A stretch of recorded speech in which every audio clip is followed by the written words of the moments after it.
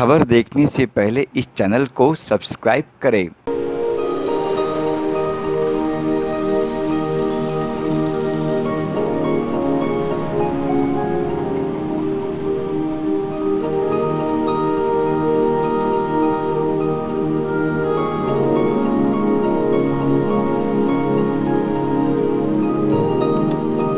पहले हमारी ऑडियंस को बताइए वॉइड क्या है और मतलब क्या स्पेशल होने वाला है इसमें।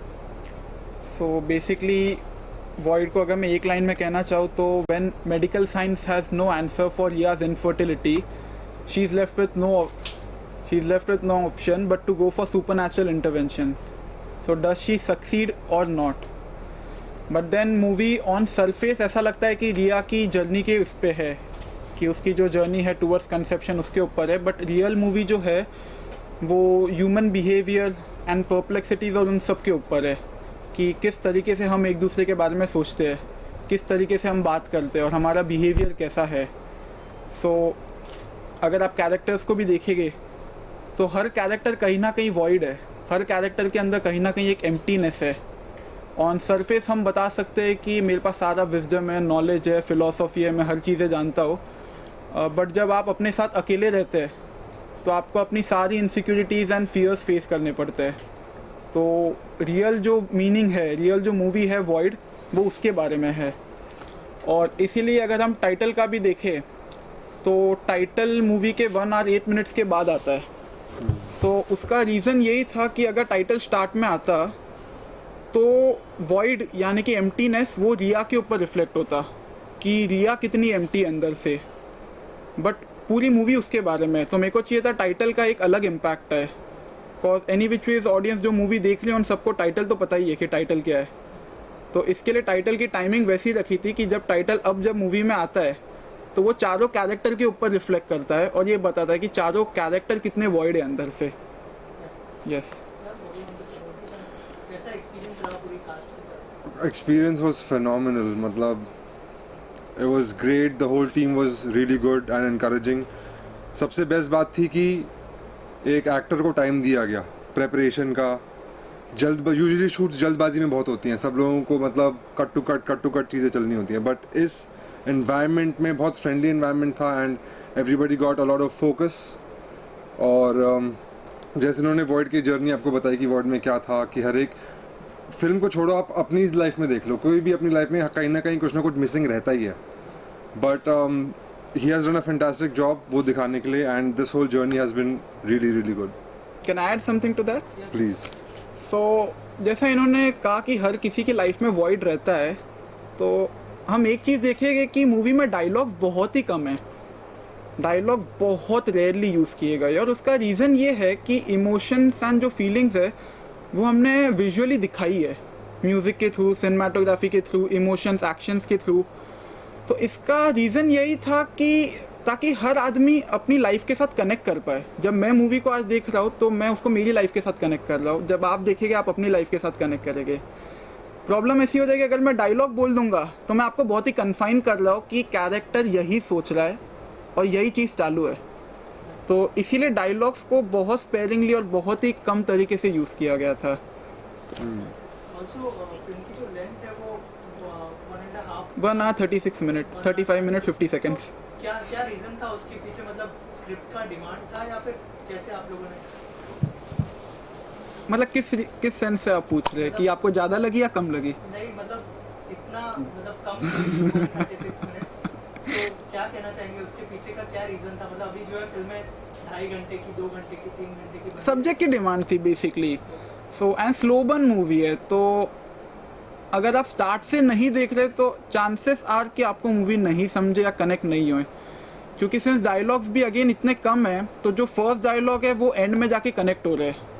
सो अगर आप फर्स्ट फ्रेम और लास्ट फ्रेम भी देखोगे फिल्म की तो दोनों सेम है.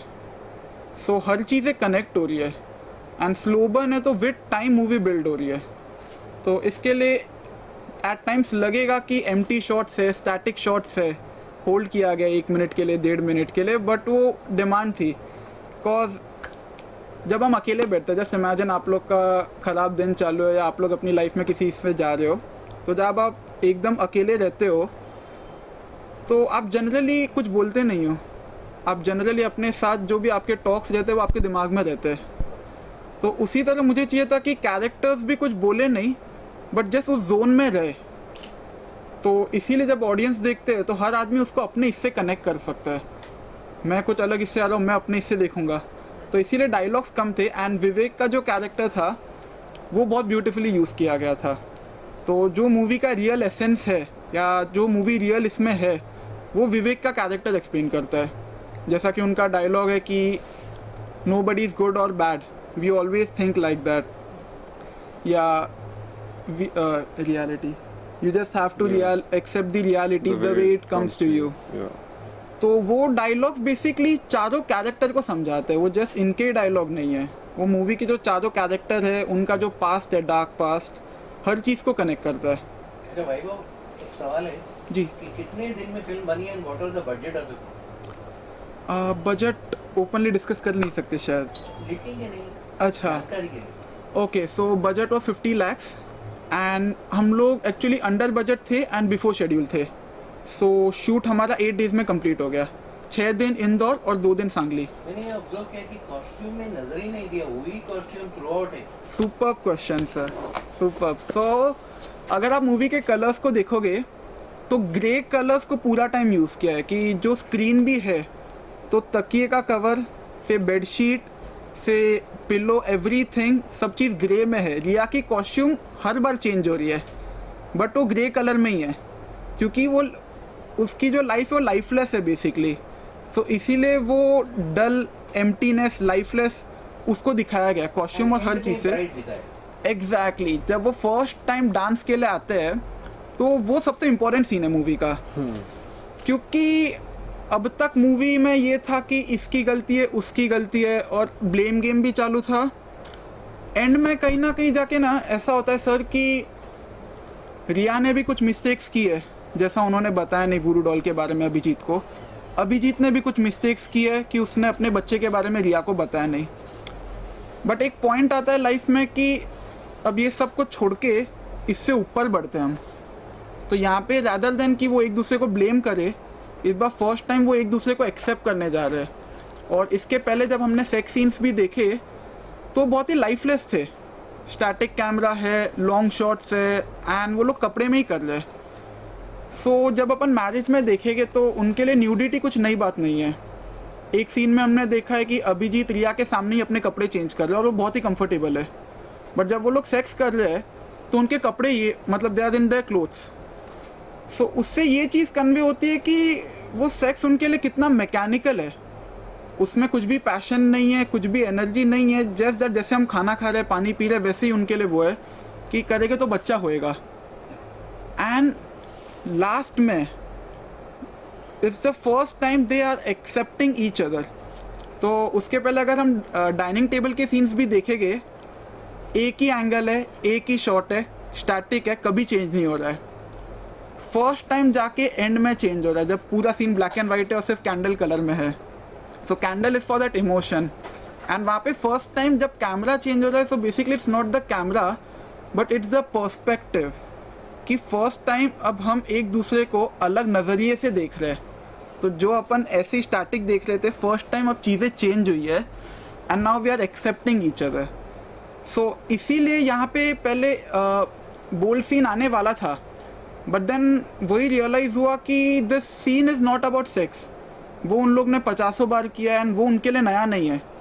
But when was the last time they touched each other? Last time कब था कि जब उन्होंने एक दूसरे को फील किया। तो ये सीन बेसिकली सेक्स से बहुत बढ़कर है कि वो लोग फर्स्ट टाइम एक दूसरे को टच कर रहे, फील कर रहे और एक्सेप्ट कर रहे। तो ये सीन उसके ऊपर था एंड उसी टाइम पे आप देखते हैं कि सब सीन खुल रहा है लाइफ में। फर्स्ट टाइम उनके कलर्स आ रहे हैं, पूरी मूवी में नहीं तो कभी भी कलर्स नहीं थे, वो फर्स्ट टाइम रिया ने कलर्स पहने। एक सीरियस सवाल है कि when you confessed 50 lakh you have invested in the film, या इसका क्या स्कोप है रिकवरी के लिए? Because any project is a commercial project, तो रिलीज के लिए प्लान कर रहे हैं या फेस्टिवल्स या ओटीटी? सो जस्ट परसों ही मैसेज आया एंड फाइनली वॉइड एक फिल्म फेस्टिवल में सिलेक्ट हुई है रशिया के। एंड मूवी को रिलीज़ अभी 6 मई को हम करेंगे विमियो ऑन डिमांड पे। एंड मैं झूठ नहीं बोलूँगा, जैसा आपने कमर्शियल बेसिस का कहा, तो हर प्रोड्यूसर का सबसे पहले एक ही पॉइंट आता है कि कास्ट कौन है, एंड उसके बाद में वो लोग फिर ट्रेलर देखते भी नहीं है। द मोमेंट में अगर कास्ट का नाम लेता हो तो इसके लिए हाँ मतलब मुझे इश्यूज एंड डिफ़िकल्टीज आ रही है सेल करने में। सो आई एग्री कि प्रोजेक्ट कमर्शियल नहीं है वैसा, बट देन डेफिनेटली जो लोग देखेंगे उनको अच्छा लगेगा, मीनिंगफुल है, जस्ट दैट स्टार कास्ट नहीं है। बट सॉरी सर, सॉरी बोलिए बोलिए। तो ये प्रोजेक्ट में बेसिकली ये भी इम्पोर्टेंट था कि ओके सो इनिशियली जब मैं स्क्रिप्ट लेके निकला था तो मेरे को 3 प्रोड्यूसर्स मिले थे, नाम नहीं लूँगा मैं किसी का भी, तो उनको इंटरेस्ट था प्रोजेक्ट में and they were ready to finance it, they were ready to produce it. But then उनकी 2 डिमांड्स थी कि एक तो जो बोल्ड सीन्स है वो उनको अलग तरीके से चाहिए थे कि थोड़ा skin show, body part and crisp और थोड़ा वैसा, एंड सेकेंड वर्स कि उनको डायलॉग्स बढ़ाने थे। उनको ऐसा लगता था कि ऑडियंस स्मार्ट नहीं है तो वो लोग समझ ही नहीं पाएंगे, तो ऑडियंस बढ़ाओ और लोगों को स्पून फीड करो कि डायलॉग से समझाते जाओ हर चीज़ कि ये है ये है ये है। एंड मुझे ऐसा था कि वो एसेंस ही ख़त्म हो जाएगा अगर ये बोल्ड सीन को हम अलग तरीके से शूट करते, पूरा पॉइंट ही ख़त्म हो गया मूवी का। पूरी मूवी उसके ऊपर थी कि वो कितनी मैकेनिकल एंड लाइफलेस चीज़ है उन लोग के लिए, कि उनके लाइफ में एक्साइटमेंट और वो बचा ही नहीं है। तो इस 2 बातें लगी, एक तो विवेक को रोल थोड़ा कम मिला और लगता ऐसा था कि इसके साथ कुछ रिलेशन हो जाएगा। दूसरी बात, जब वो जो मैजिक वाली लेडीज आती है जी वो बड़ा अच्छा, सबका काम बड़ा अच्छा लगा, लेकिन वो ज़्यादा इंग्लिश बोल रही है, हाँ वो थोड़ा आसान नहीं है जी जी जी करना लोगों को, मुश्किल है। हाँ वो थोड़ा सा लगा और सबके कैरेक्टर में थोड़ा थोड़ा टाइम आधा घंटा और बढ़ जाता तो और भी ज़्यादा मज़ा आता, पिक्चर अच्छी बनी। तो मेरे पहले ये 2 मेन क्वेश्चन है, इसको थोड़ा कम ऐसा लग रहा है कि इससे रिलेशन हो जाएगा उसका। काश हो जाता। हाँ नहीं होता तो मज़ा आता। तो मैं बोलूँ उस पर सर, बन जाता।